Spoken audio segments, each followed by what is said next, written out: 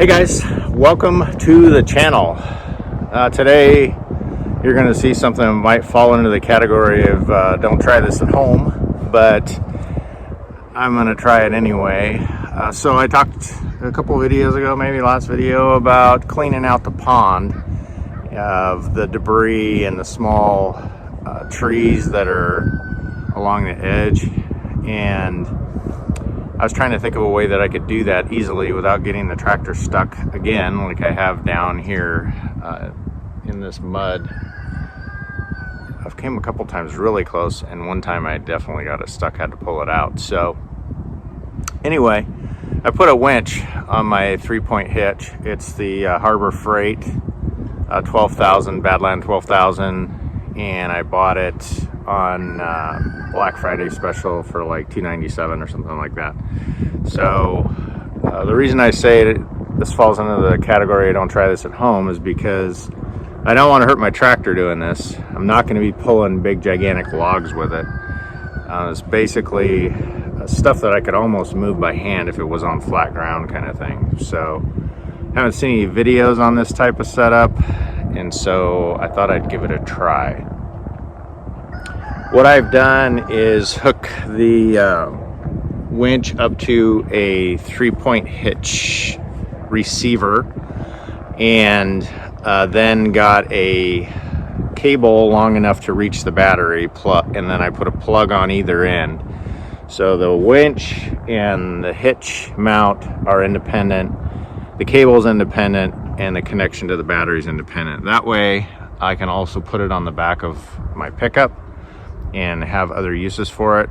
I also am looking at a neighbor's blade that has a receiver on it, and if I can get a hold of that, I'll be able to mount the winch into that and drop the blade down to give me a lot better security, so I'm not pulling against the tractor and the 3-point hitch as much. So that's my plan for future, but I was anxious to get out here and try out this setup, so I'm not recommending this, and I really don't want to break anything, but for what I intend to use it for, at least under the current configuration, I think is safe.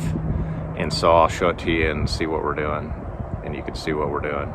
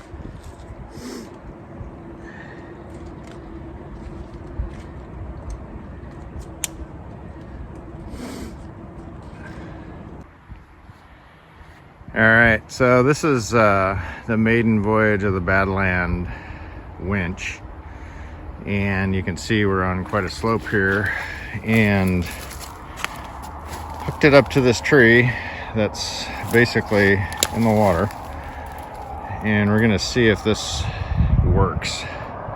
This is my plan to clean out the pond, given how far down this ditch is. So let's go up top and see if this will work.